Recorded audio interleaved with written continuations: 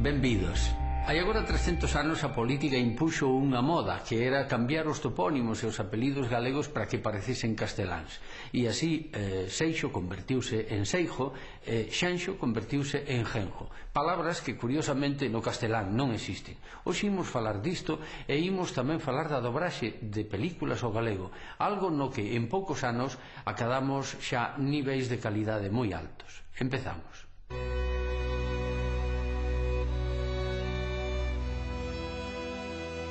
Un seixo ou unha seixa son pedras pequenas, redondeadas e moi duras. Os apelidos Seixo e Seixas son, polo tanto, transparentes. Pero se lles mudamos unha letra, temos Seijo e Seijas, que parecen casteláns e opacos. Esta manipulación do apelido para que pareza castelán practicouse moito nos séculos XVIII e XIX, e explica que hoxe haxa máis persoas cos apelidos Seijo e Seijas. O curioso é que as palabras Seijo e Seijas nunca existiron en castelán, onde o equivalente é guijarro.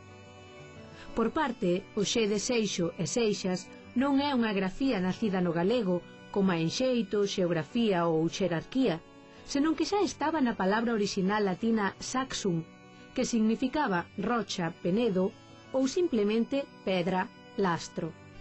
Este apelido foi primeiro topónimo, e quizáis por iso un e outro se concentran no terzo norte de Galicia. A lei permite hoxe restaurar a grafía correcta dos apelidos. Ben falado!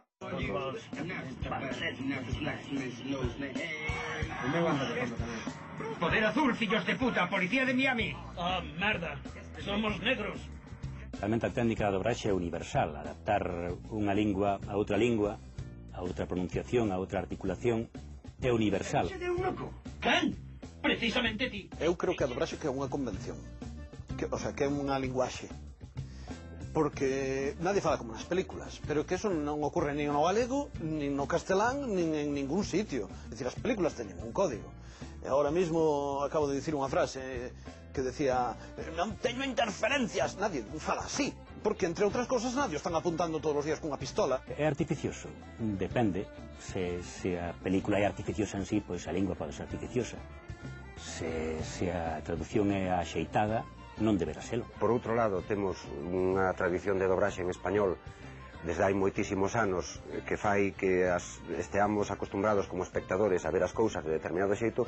Cando se produce unha introducción dun novo idioma, fai que as cousas non soen alleas. É dicir, é un problema de normalizar o uso. Oh, merda, somos negros. Casper, pousa a bolsa. Líder Alfa, adiante. Nenos malos, que ides facer cando veñamos por vos. Nenos malos, que ides facer. Actores máis relevantes que dobrei, este mesmo que estivemos vendo hai un cachiño, Will Smith, Woody Allen, Jerry Lewis. Eu fun durante a última temporada de Son Goku, cando era Super Saiyan 4, agora Goku. ¡Marcus! Vamos a repetirlo. Pero ahora estamos no sitio, Repetímolo para asegurar esa parte de Chema, pero quedaba por aí.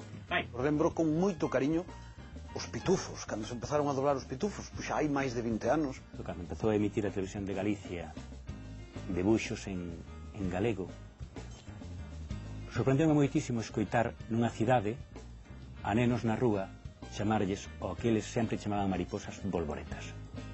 E para min significou encontrarlle sentido neste oficio. Hoxe non hai un concerto de Ricky Martin. E do carallo. Sempre digo que un rapaz ve máis horas de televisión en galego que libros lee en galego. Entón somos, digamos, o primeiro camiño que ten un rapaz para chegarse masivamente durante moito tempo a unha lingua.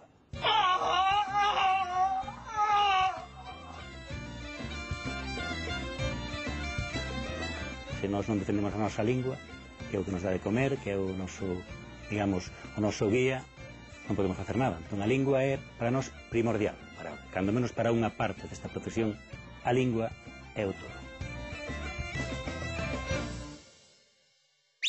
Con que cortamos a carne cando comemos? Un caetelo. Como lle chamas a árbore que dá mazás? Mazonceira. Por onde van os xoguetes cando non os recollemos? Pon lixo. Ves como sabes? Que hai, Nachos? Estás bébeda, Suelen. A mí non te me poñas farruco.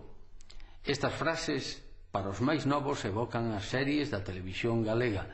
A dobraxe ao galego fixo moito por romper presuizos contra a lingua, facendo aparecer o galego nas máis diversas situacións, mesmo situacións de alto nivel económico. Don Constantino García, un asturiano de Oviedo a quen o galego debe moitísimo, dicía que fixo máis XR falando en galego que un batallón de filólogos. Ata outro día.